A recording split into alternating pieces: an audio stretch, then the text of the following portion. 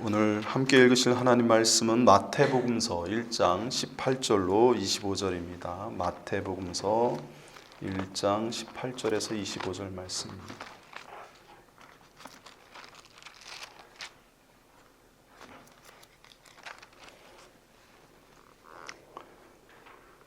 함께 교독하겠습니다. 예수 그리스도의 나심은 이러하니라. 그의 어머니 마리아가 요셉과 약혼하고 동거하기 전에 성령으로 잉태된 것이 나타났더니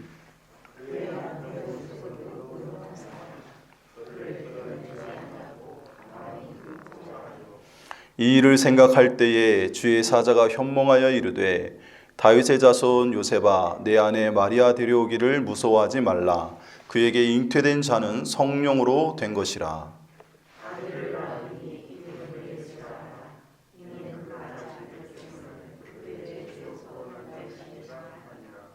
이 모든 일이 된 것은 주께서 선지자로 하신 말씀을 이루려 하심이니라. 이르시되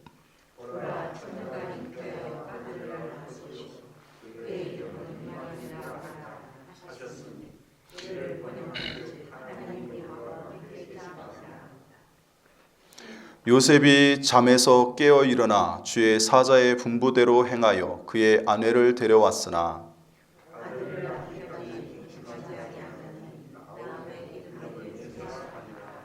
아멘 할렐루야.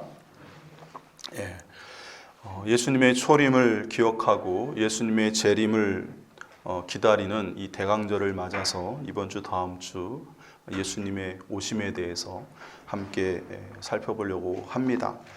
오늘 본문에서 보듯이 주의 천사가 마리아가 낳을 아기의 이름을 요셉에게 알려주는 장면을 볼 수 있습니다. 예수님의 이름은 처음부터 두 개로 계시되는 것을 볼 수 있습니다. 첫 번째 이름은 무엇이죠? 21절에서 볼 수 있듯이 예수라는 이름이었습니다. 예수라는 이름의 뜻은 구원자라는 뜻이고요. 그리고 이 예수라는 이름이 예수님 당시에는 많았어요. 뭐 이렇게 아주 흔한 정도는 아니지만 너무나도 힘들고 어려운 시대를 살고 있다 보니까 부모들이 자기 자녀가 이 시대에 구원을 가져오는 위대한 인물이 되라 그런 의미에서 지었는지 모르겠지만 예수라는 이름을 많이 갖고 있었습니다. 예수님 대신 그 선택돼 가지고 풀려났던 바라바라고 하는 강도 있죠. 그 사람 이름도 예수 바라바입니다. 그래서 예수라는 이름이 뭐 이렇게 예수님에게만 적용되는 이름은 아니었어요. 그렇지만 진짜 구원자는 오직 예수님 한 분뿐이셨다는 사실을 성경 우리에게 증거해주고 있습니다. 근데 예수님께서 구원자로서 이 땅에 오셨다라고 하는 사실을 우리가 알겠는데 무엇으로부터의 구원입니까? 그 당시 사람들은 로마의 압제로부터 구원해 주길 원했지만 예수님은 그런 것보다 보다 근원적인 인간에게 사망에 이르게 하고 고통에 이르게 하는 죄의 문제로부터 영원한 구원을 주시기 위해서 오셨죠. 그리고 이것은 22절에 나와 있는 것처럼 자기 백성을 그들의 죄인에서 이제 구원하도록 보내진 이 일은 선지자들로 하나님께서 구약 시대부터 오래전부터 얘기하셨던 그 예언이 드디어 성취되어 이루어진 것이라고 하나님은 우리에게 증거해 주셨습니다. 그래서 구약 성경에 예수님에 대한 여러 가지 증거들이 바로 이때를 위한 것이라는 것을 우리는 알 수가 있고요. 그래서 구약 성경을 읽을 때 신약 성경의 예수님의 관점에서 구원의 관점에서 구약 성경을 읽는 것은 하나님의 말씀을 잘 바르게 이해하는 것임을 여러분 분명히 아시기 바랍니다. 원래 이제 그렇게들 읽어왔거든요. 근데 이제 구약학을 이제 공부하는 그 학자들이 그 자체 그 구약 성경 그 자체 유대인들이 그렇게 그 자체로 읽잖아요. 이제 그런 것을 이제 많이 배우다 보니까 우리가 놓치고 있는 부분들이 있어서 그것들을 이제 강조하기 위해서 뭐 창조 사학파가 생기기도 하고 또 여러 가지 구약의 관점에서만 읽어보려는 시도들을 많이 해서 구속사적인 성경 해석이 마치 잘못된 것인 양 오해할 수 있는 뉘앙스를 풍기기 때문에 성도님들의 입장에서 신약 성경의 관점에서 구약 성경을 읽는 것이 좀 이상한 것인가 이런 생각을 갖게끔 하기도 하는데 전혀 그렇지 않다는 거. 둘 다 중요합니다. 그러나 기본은 신약의 관점에서 구약 성경을 읽어야 돼요. 달리 얘기해서 예수 그리스도의 관점에서 구약 성경을 해석해야 예수 그리스도에 대한 구약 성경의 모든 예언들이 정확하게 풀려지는 줄 여러분 믿으시길 바랍니다. 신약 성경 자체가 구약 성경을 끊임없이 이런 본문 저런 본문 인용하면서 이것이 예언이 성취됐다는 사실을 계속해서 증거하고 있어요. 예수님도 그렇게 증거하고 있고 심지어는 사도 바울까지도 그런 본문들을 들어서 이게 다 이런 것이다 라고 하면서 풀어서 설명을 해주고 있지 않습니까? 그래서 우리는 유대식으로 성경을 해석할 것이 아니라 구약 성경도 기독교인들의 관점에서 하나님 말씀을 예수 그리스도의 관점에서 바르게 읽어야 될 줄로 믿습니다. 어쨌든 이 모든 것들이 예언의 성취였다는 거예요. 2000년 동안 과거 2000년 동안 예언되어졌던 모든 말씀들을 이제 예수님의 때에 이제 하나님께서 이때 이제 구원하시기 위해서 구원자를 보내셨는데 그분이 우리가 알고 있는 예수님이다라고 하는 것이고요. 그리고 두 번째 이름은 무엇입니까? 임마누엘입니다. 임마누엘. 이것은 이사야서 7장 14절 말씀을 이 주의 천사가 인용한 거예요. 그러니까 가브리엘 천사장이 이사야서 7장 14절 말씀을 콕 집어서 인용해서 알려준 건데요. 보라, 처녀가 잉타하여 아들을 낳을 것이요 그의 이름은 임마누엘이라 하리라라고 말씀을 이제 계시해 주셨어요. 그러니까 임마누엘이라는 이름이 예수님을 위한 이름으로 계시되기 전에 이미 이사야 시대에 하나님이 주의 사자를 통해서 그 아하스 왕에게 너의 후손으로 임마누엘이라 하는 아이가 태어날 것이라는 걸 예언하셨어요. 그러니까 아이가 태어나면 그 아이 이름을 임마누엘이라 하라 이렇게 얘기하셨어요. 근데 이것은 우리가 알다시피 구약 성경에 있는 예언은 이중적 의미가 많죠. 그러니까 당대에 하나님이 백성들에게 주신 메시지인과 동시에 그리스도를 예표하는 사건으로, 그러니까 그리스도가 오시면 장차 이런 일들이 있을 거야 해서 쉽게 알아보고 그게 그런 의미였구나라는 사실을 쉽게 깨닫게 하도록 구약 시대에 예수님 때 일어날 일들을 미리 예표로 여러 가지 사건들을 일으키신 게 굉장히 많거든요. 그래서 그런 것들과 관련해서 이 예언도 주어진 거예요. 그래서 1차적으로는 이사야 당시 시대 아하스 왕에게 주어진 예언이지만 이 예언은 이제 예수 그리스도가 이 땅에 오시면 그의 이름을 이렇게 하리라라고 이제 오늘 예언되어진 의미로 이제 이중적으로 이제 해석을 합니다. 어쨌든 이 임마누엘이라고 하는 이름을 예수님께 이제 이름을 지어준 것을 볼 수 있는데 이 임마누엘이라는 뜻이 무엇인지 친절하게도 마태는 헬라어로 부연 설명을 해줍니다. 임마누엘은 히브리어다 보니까 헬라인들이 잘 알 수가 없잖아요. 이 복음이 이제 다른 곳에 이제 널리 읽혀져야 되는데 그래서 히브리어로 임마누엘이라 계시했다고 이제 이야기함과 동시에 그 뜻을 해석해 주는데 그 뜻이 뭐라고 나옵니까? 23절 하반절에 보니까 그의 이름은 임마누엘이라 하리라 하셨으니 이를 번역한즉 친절하게 번역을 해줍니다. 하나님이 우리와 함께 계시다 함이라 라고 그 뜻을 명확하게 제시해 주셨어요. 그러니까 하나님이 함께 하신다라는 뜻으로 임마누엘이라 지으라 하셨어요. 그러니까 아기 예수님이 이 땅에 오셨는데 그것은 무엇이에요? 하나님이 사람과 함께 하신다라는 것에 대한 확증적인 사건이라는 거예요. 그러니까 예수님이 이 땅에 오신 것은 하나님이 함께 하시기 위해서 그것을 나타내기 위해서 예수님이 오셨다라는 뜻이에요. 근데 이것은 굉장히 그 시대 백성들에게는 중요하고 의미가 있는 일입니다. 왜냐하면 말라기서 이후에 이스라엘 백성들에게 하나님께서 정경적인 계시를 주신 것이 오랜 기간 끊겼어요. 한 400년 가까이. 그래서 옛날에는 이 신구약 중간기를 갖다 영적 암흑기라고 이제 부르기도 했어요. 그만큼 하나님의 정경적인 계시가 없었기 때문에 물론 그 사이사이에도 수많은 하나님의 여러 계시들이 있었고 다양한 은혜가 주어지긴 했지만 우리가 알고 있는 경전으로서 이게 하나님 말씀으로서 영원한 진리로서 믿고 따를 그런 계시가 잠시 예수님 오실 때까지 중단된 건 사실입니다. 그래서 많은 사람들이 하나님이 어디 계십니까? 이렇게 하나님을 찾기도 하고 하나님이 왜 우리에게 이전처럼 말씀하지 않으실까에 대한 의문을 갖기도 하고 그러다 보니까 기존에 주어진 새로운 것이 아니라 기존에 주어진 정전들을 가지고 연구하고 그것을 가지고 묵상하고 그렇게 하나님 뜻을 알려고 노력하는 그런 방식으로 이 시대를 살아갈 수밖에 없었는데 예수님을 통해서 하나님이 이 시대 백성들과 함께 하신다라는 뜻이에요. 그러니까 하나님이 침묵을 깨고 오랜 기간의 침묵을 깨고 다시 이제 자신을 나타내셨다라는 뜻이에요. 그러니까 하나님이 오랫동안 침묵하시다 다시 말씀하시는 건 어느 의도가 있겠습니까? 이제 내가 너희들에게 말을 하고 너희들과 대화를 하고 너희들에게 길을 인도하고 너희들과 함께 하겠다라는 의미가 있는 거죠. 그러니까 이것은 이제 예수 그리스도가 이 땅에 오심을 통해서 하나님이 우리와 함께 하신다는 것을 사람들이 체험하고 느끼고 경험하게끔, 그리고 하나님의 구원의 때가 됐다는 사실을 알고 기뻐하게끔 그렇게 하시겠다라고 하는 의도를 반영한 이름이 임마누엘이라는 이름이에요. 그래서 예수님이 이 땅에 오시자마자 제일 먼저 선포하신 복음이 뭐예요? 하나님의 복음이 회개하라, 하나님 나라가 가까이 왔다. 하나님의 통치가 시작됐다는 거예요. 하나님이 직접 우리 삶 가운데 다시 관여하시고 우리 가운데 임재하셔서 우리를 도우시고 동행하시고 동역하시는 일들이 이제 시작되었으니 회개하고 그 나라에 참여하라는 게 예수님 말씀이에요.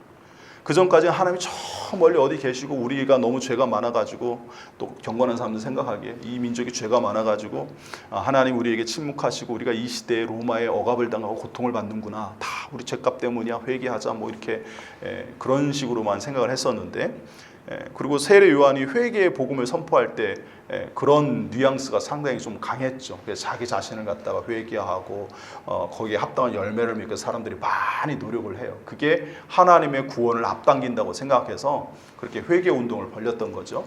근데 이제 예수님은 회개하라, 하나님 나라가 가까이 왔다라는 이 말씀에 세례 요한과 메시지는 똑같은데, 세례 요한은 하나님 나라를 가져오는 자는 아니고 그걸 준비하는 자예요. 그러니까 회개케 하는 것에 방점이 찍혀 있는, 회개의 물세례를 베푸는 자가 세례 요한이잖아요.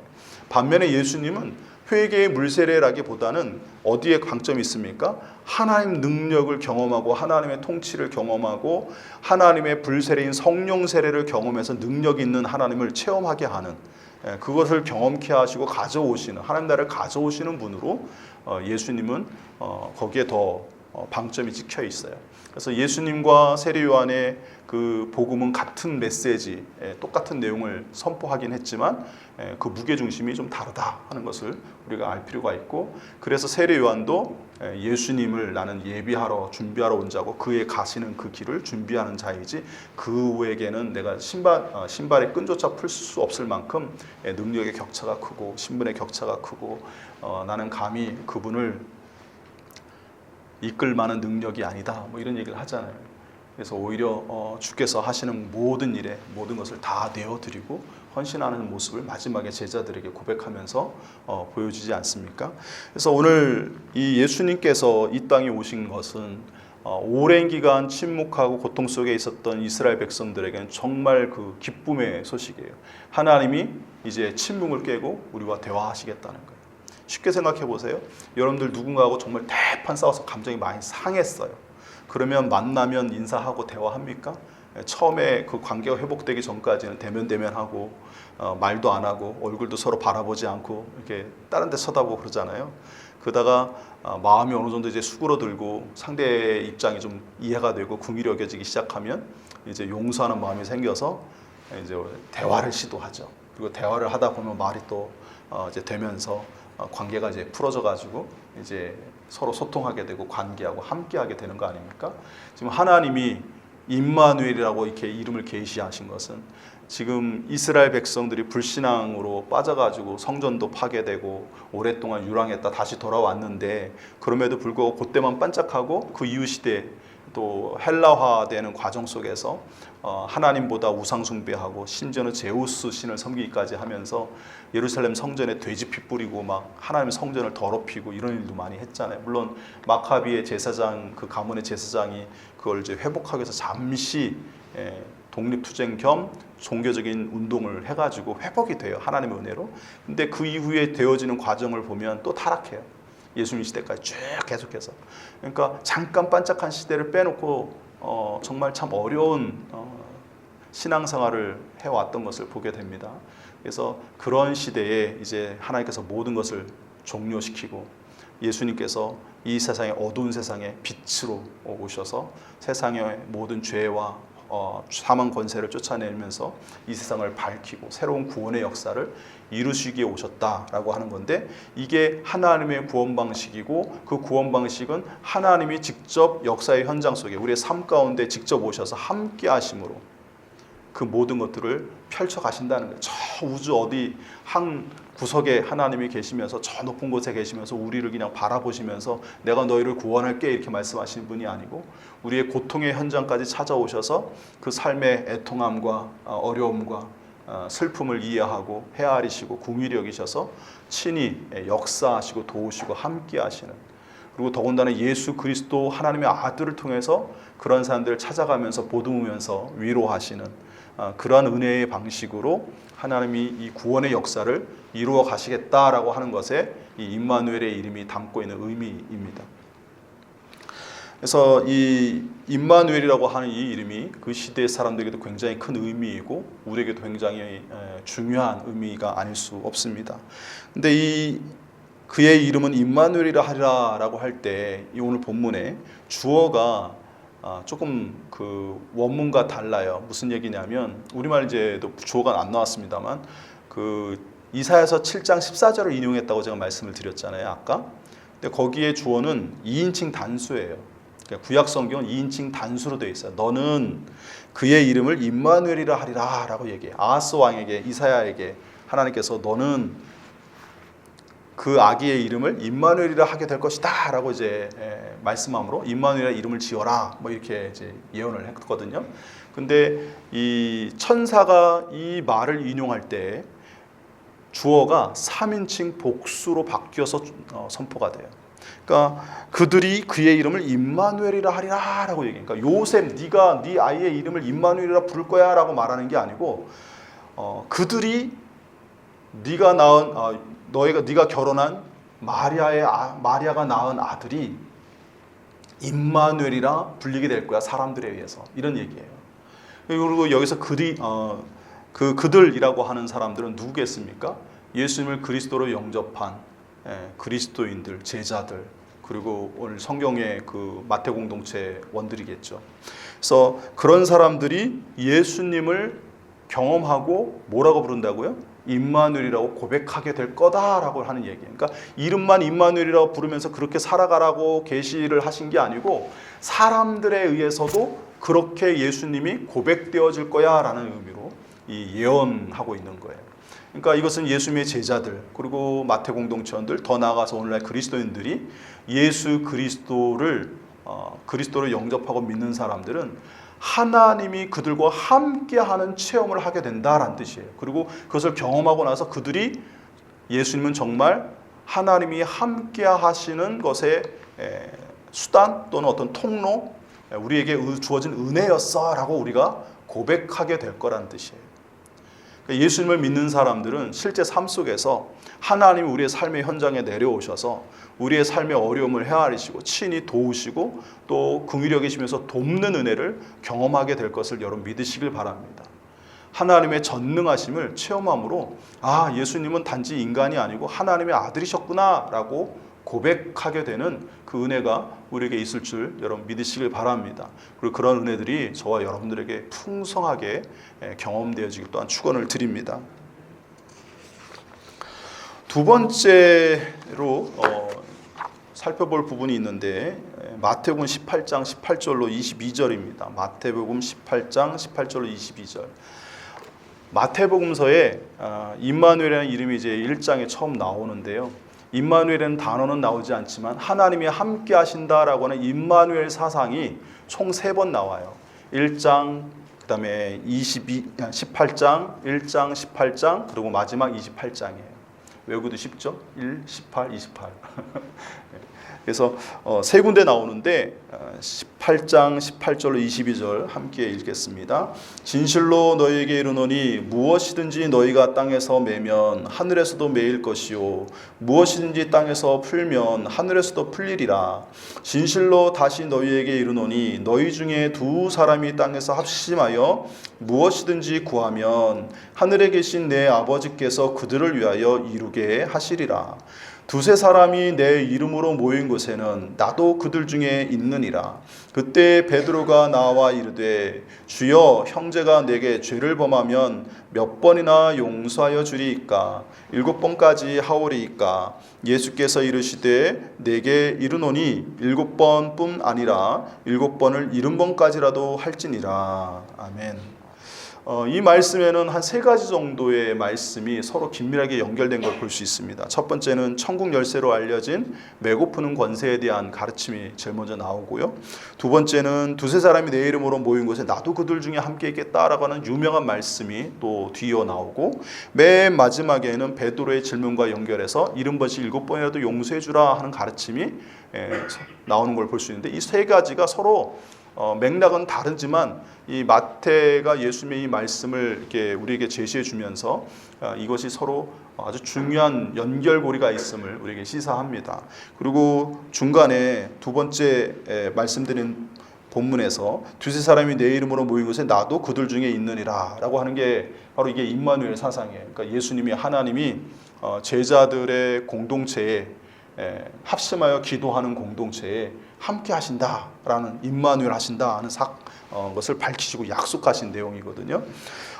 예수님께서 하나님의 구원의 은혜의 방편으로 이 땅에 오셔서 임마누엘을 모든 사람에게 나타내실 뿐만 아니라 당대에, 그 이후 시대에도, 부활하여 승천하고 하늘나라로 올라가신 이후에도 두세 사람이 모여 합심하여 기도하는 사람들에게는 함께 하심으로 임마누엘 하시는 것을 경험하고 느끼고 체험하게 해주시겠다라고 하는 거예요. 이거는 오늘날 우리에게도 굉장히 중요한 메시지가 아닐 수 없죠. 일단 첫 번째로 메고프는 권세를 먼저 살펴보면, 마태복음 16장에 베드로가 예수님을 그리스도로 고백한 직후에 예수님께서 메고프는 권세를 베드로에게 주시는 것을 볼 수가 있어요. 근데 카톨릭의 주장과 달리 베드로에게만 주어진 게 아니라 18장 18절에 모든 제자들에게도 주어집니다.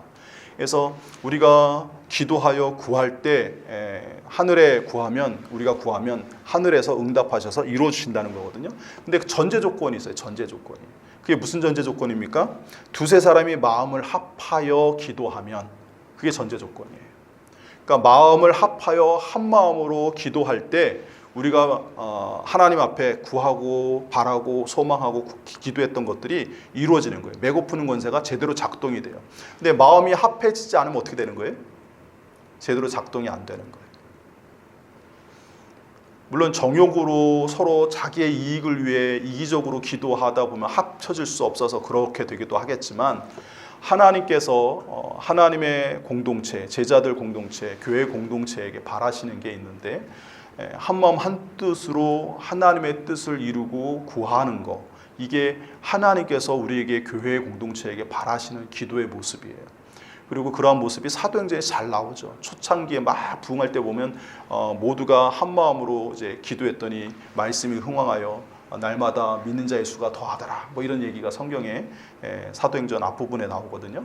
그래서 하나님 안에서 한 마음으로 한 뜻으로 모여서 이렇게 기도하고 구하다 보면 하나님이 반드시 들어주시겠다라고, 듣게 하시겠다고 예수님이 약속하신 게 오늘 본문의 내용인데, 그게 이제 전제 조건이 마음을 합하는 거예요. 마음이 합해지려면 한 세 가지가 필요합니다. 첫 번째는 뜻이 같아야 돼요. 근데 이 뜻은 우리의 뜻이 아니고 하나님의 뜻, 예수 그리스도의 뜻으로 하나 된다는 뜻이에요. 그리고 두 번째는 상호 간에 신뢰가 있어야죠. 믿지 못할 사람하고 마음을 같이 할 수 없잖아요. 그리고 세 번째는 서로 사랑하는 마음이 있어야 돼요. 예수 그리스도 안에서. 근데 그게 쉽습니까? 쉽지 않아요. 사람이 착해도 여러 가지 살다 보면 일들로 인해서 갈등이 생기기도 하고, 그렇게 마음이 맞고 함께 친하게 지냈던 10년지기 친구도 어떤 사건들을 통해서 계기로 갈라지기도 하더라고요. 또 좋았던 관계가 미워지기도 하고, 미웠던 관계가 좋아지기도 하고, 그게 인간사인 것 같습니다. 그러다 보니까 이게 쉽게 되는 문제가 아니에요. 그래서 공동체, 특히 신앙 공동체 안에서 서로 같이 해야 되고, 하나 돼야 되고, 서로 사랑해야 되는 걸 다 배우는데 그게 잘 안 되잖아요. 근데 그런 갈등 관계를 봉합하고 문제를 해결하기 위해서 반드시 필요한 게 뭐냐면 화해와 용서예요. 그래서 예수님이 마음을 합하여 구하면 내가 너희와 함께하리라 뭐 하면서 이제 너희들의 기도가 응답될 것을 약속하시는 내용의 말씀을 하셨을 때, 베드로가 그 말씀을 딱 듣자마자 무슨 질문을 합니까? 용서에 대한 질문을 해요. 마음이 합해지려면, 아무리 좋은 관계도 끝까지 잘 가려면 갈등이 생기다 보니 서로 용서하고 화해하는 과정이 필요한데, 어디까지 우리가 용서하면서 참아야 주님께서 그 약속을 우리에게 이루어 주시겠습니까? 내가 열심히 용서하고 하려고 하는데 저쪽에서 안 받아줄 수도 있잖아요. 또는 내 용서가 여러 번 용서해 줬지만 해도 너무하다 이렇게 생각이 들 때가 있잖아요. 특히 이 당시 유대 문화, 지금도 아랍 문화는 그렇습니다만 누군가를 용서해 줄 때 3번까지는 용서해 주라고 가르치잖아요. 그게 이제 기본 룰이에요, 매너예요. 근데 4번 똑같은 행동으로 잘못하면 어떻게 해요? 용서하지 않는 게 아랍 문화죠. 근데 유대 문화도 비슷해요. 그러니까 3번까지는 무조건 용서해 주라는 거예요. 근데 4번 용서하면 그때는 가차없이 벌을 내리는 거죠. 그게 이제 유대 문화다 보니까 베드로가 질문할 때도 몇 번을 용서해야 됩니까? 이런 식으로 질문하잖아요. 그러니까 정도에 대한 이야기예요. 자기가 배운 건 3번까지인데. 근데 이제 베드로가 뭐라고 질문합니까? 오늘 횟수를 언급하죠. 18장 21절에 보면 몇 번이나 용서해 주리까? 7번까지 하오리까? 이렇게 질문하잖아요. 그러니까 3번을 넘어서서 더 쓰긴 해야 될 것 같은데 예수님이 이게 마음을 합하여 용서하고 뭐 화해할 이런 얘기를 하실 것 같으니까 더 쓰긴 해야 될 것 같은데 2배 더 쓴 거죠. 그리고 7이라는 숫자가 완전 숫자잖아요. 그래서 사실 완전 숫자는 7도 있지만 12도 있거든요. 그 당시 이제 유대의 그 수비학에 관련해서 완전 숫자가 하나만 있는 건 아니에요. 7도 있고 12도 있고 그래요. 그래서 이스라엘이 12지파, 그다음에 예수님의 제자가 12제자, 천국의 12진주문 뭐 이런 게 다 이제 완전 수를 뜻하는 거거든요. 그래서 12라고 해도 되는데 7이라고 이제 한 건 나름대로 자기가 최대한 이제 한 거죠. 근데 예수님이 뭐라고 하십니까? 70번씩 7번이라도. 7번도 아니고 70번씩 7번이라도 용서해 주라. 이게 무슨 얘기입니까? 무조건 무제한적으로 용서해 주라는 거죠. 왜요? 하나님의 사랑이, 하나님의 용서가 그러한 용서이고 그러한 은혜를 받았기 때문에 우리가 하나님 앞에 누군가를 용서했다라고 말을 하려면 무한정 용서를 해야 되는 거죠. 단 우리의 힘만으로는 그게 부족하고 힘드니까 이제 하나님의 은혜를 먼저 받고 깨닫고 경험하여서 빚진 자로서 그 빚을 갚는 심정으로 타인을 긍휼히 여기고 용서하라는 거죠. 나 같은 죄인도 하나님이 용서해 주셨는데 내가 요 정도는 용서하면 살아야지. 이게 하나님이 기뻐하신 일인데 또 더군다나 이것이 무엇과 직결되어 있습니까? 우리가 기도하고 구하는 것에 대한 응답과 직결되어 있어요. 배고프는 권세와 직결되어 있어요. 이게 제대로 작동하려면 마음을 합해야 되는데 마음을 합하려면 지금 같이 기도해야 될 대상을 용서해서 화해를 해야 돼요. 그게 안 되면 안 된다는 거죠. 참 감사한 건 우리 세소망교회 성도님들끼리는 그렇게 갈등하고 다툰 분들이 지난 10여 년간 아무도 없었다는 거 참 감사해요. 서로 좋은 사람들끼리만 모여서 그런지 모르겠습니다만 어쨌든 우리는 그러니까 기도하면 어떻게 해요? 우린 다 응답 받아요. 여러분 믿음을 가지시길 바랍니다. 마음을 합하여 중보 기도하면 다 응답 받을 줄 믿으시길 바랍니다. 왜 아멘을 안 하세요? 제가 아멘을 강조하는 목사는 아니지만 이럴 때는 하셔야죠. 남 좋으라고 하는 것도 아니고 우리가 다 좋자고 하는 믿음의 고백인데 그래서 예수님께서 두 번째로 임마누엘 사상과 관련해서 우리에게 강조하신 것은 이 임마누엘의 은혜가 임하려면 이것이 제대로 작동해서 배고프는 권세가 이루어지고 주님이 함께 해주시려면 우리가 다른 사람과의 관계에 있어서 용서하고 화해해서 마음을 같이 할 수 있어야 한다는 게 유일한 전제예요. 그리고 실제로 예수님께서 이 땅에 오셔서 하신 일을 생각해 보면 이 말씀이 이해가 돼요. 예수님께서 하나님과 원수되었던 죄인들을 어떻게 하기 오셨어요? 하나님과 화해시키기 위해서 오셨잖아요. 근데 그 방법이 뭡니까? 용서받도록 하신 거죠. 자기를 희생하셔서. 예수님이 그리고 또 자기에게 잘못한 제자들 예수님 어떻게 대우하셨습니까? 용서해 주셨어요. 베드로가 예수님을 3번 부인하니까 여러분 잘 아시는 그 갈릴리 바닷가에 가셔가지고 직접 찾아가셔서 예수님이 베드로에게 내 양을 먹이라면서 3번 명령하시면서 그 3번 부정한 것을 상쇄시켜 주시잖아요. 그 횟수가 되게 중요해요. 예수님께서 그렇게 하신 이유가 뭐예요? 용서해 주셔서 완전한 용서를 선언하시는 거예요.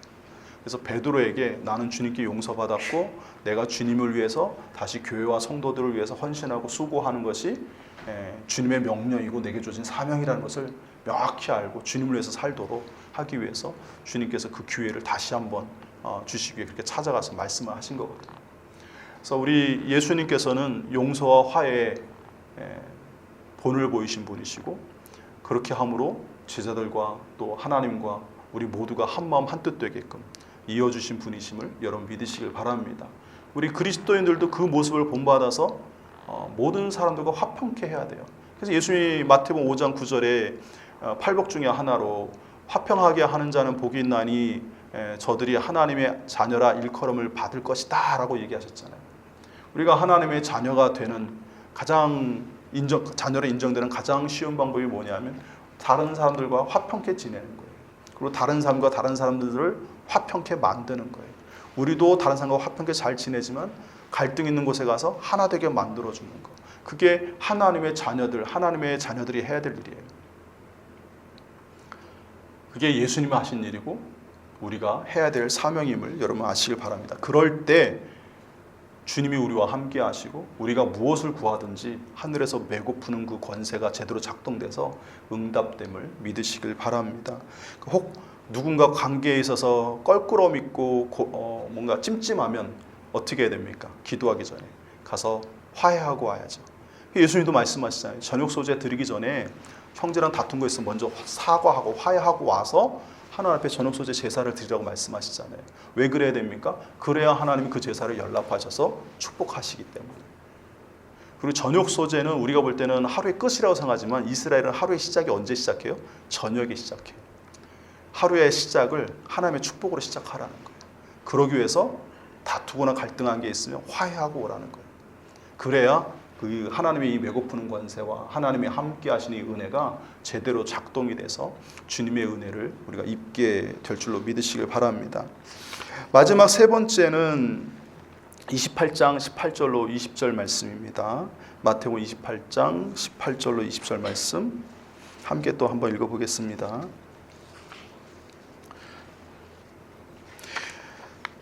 예수께서 나와 말씀하여 이르시되 하늘과 땅의 모든 권세를 내게 주셨으니 그러므로 너희는 가서 모든 민족을 제자로 삼아 아버지와 아들과 성령의 이름으로 세례를 베풀고 내가 너희에게 분부한 모든 것을 가르쳐 지키게 하라. 볼지어다 내가 세상 끝날까지 너희와 항상 함께 있으리라 하시니라. 아멘.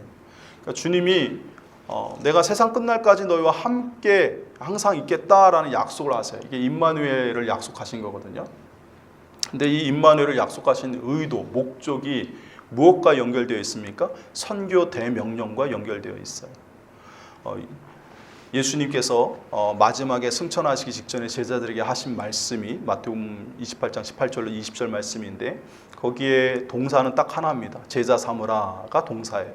나머지는 이 동사를 이루기 위한 분사 형태로 수식하게 되어 있으니까 너희가 모든 민족에게 가서 아버지와 아들과 성령의 이름을 세례를 주고 내가 너에게 분부한 모든 것을 가르쳐 지키게 해. 이 세 가지가 이루어져서 모든 제자로 삼아라 라고 하는 게 주님의 이제 말씀이에요. 그러니까 헬러 원문은 이제 그렇게 구성이 되었는데 우리말에는 동사가 여러 개인 것처럼 나와 있고 제자 삼으라가 이제 먼저 이제 잠깐 언급되면서 이제 순서가 뒤죽박죽된 좀 그런 면이 없지 않아 있습니다. 그러니까 예수님의 선교 대명령의 최종 목적은 제자 삼는 거예요. 제자 되게 하는 거. 예수님의 참 제자 되게 하는 거. 예수님이 가신 그 길을 걸어가게 하는 것이 선교의 목적입니다. 그리고 그것을 이루기 위해서는 먼저 찾아가라고 하셨고 두 번째는 예수님을 영접한 자들이 있으면 세례를 주라고 하셨고 삼위일체 이름으로. 그다음에 세 번째 이게 제일 중요한데 예수님이 제자들에게 이미 제자가 된 자들이 듣고 배운 그 예수님의 가르침을 가르쳐서 지키게 하라는 거죠. 지키게 한다는 건 예수님을 따르게 하라라는 의미이기도 해요. 그러니까 예수님 말씀대로 살아가게끔 만들어라 라고 하는 거. 이 양육에 해당하는 이 부분까지 이게 이제 선교 대명령의 이제 핵심인데 이것을 이루게 하기 위해서 주님이 세상 끝날까지 함께 하신다는 뜻이에요. 세상 끝날까지 함께 하시면서 무엇을 행하시냐면 오늘 본문에는 이제 안 나옵니다만 다른 그 마지막 지상 대명령 마가나 누가복음이나 이런 데 가 보면 표적이 뒤따를 것을 얘기하세요. 그러니까 예수님께서 성령으로 예수의 영이신 성령을 통해서 우리와 함께 하시죠. 제자들과 함께 하시면서 사역할 때 어떤 일이 일어납니까? 표적이 뒤따라요.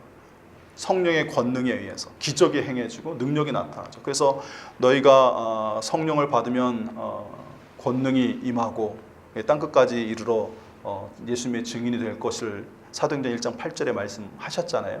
올라가기 직전에. 그래서 성령 받으라고. 그러니까 예수님의 성령을 받는다는 건 예수님과 함께하는 것을 뜻하는 거고, 예수님의 영이 우리와 함께하는 거니까요. 임재하시는 거니까 그게 임마누엘의 은혜예요. 그 임마누엘의 은혜, 예수님이 성령으로 우리 가운데 함께하시는 목적이 능력을 나타내시기 위해서이고, 예수님이 우리의 증인된 삶을, 우리가 예수님의 증인된 삶을 살게끔 하기 위해서 오시는 거라는 거. 그러니까 예수님과 함께 동행하는 삶을 살고 싶으신 분은 꼭 해야 되는 게 뭐냐면 선교 대명령을 실천하시는 거예요. 여러 가지 주님 위해서 봉사하고 헌신하는 것도 있지만, 주님이 콕 집어서 이렇게 행하면 내가 너희와 함께하고 함께하는 증거로 여러 표적이 뒤따르고 예수님의 권능이 나타나는 것을 체험케 하리라. 그래서 너희들이 전하는 말, 너희들이 증거하는 하나님의 말씀이 참임을 뒷받침하게 해줄 것이다, 진리임을 증명할 것이다 라고 약속하신 게 바로 이거예요. 그래서 우리가 예수님과 동행하는 삶을 살고 싶고 동역하는 삶을 살고 싶으시면 하나님 말씀을 땅끝까지 전하고 사람들에게 그 말씀을 가르쳐 지키게 하는 일들을 여러분들의 삶의 최우선의 목적으로 삼고 살면 주님께서 저와 여러분들에게 늘 함께 하시면서 성령의 능력 안에서 주님이 함께하는 그 권능을 체험하게 될 줄 믿으시길 바랍니다.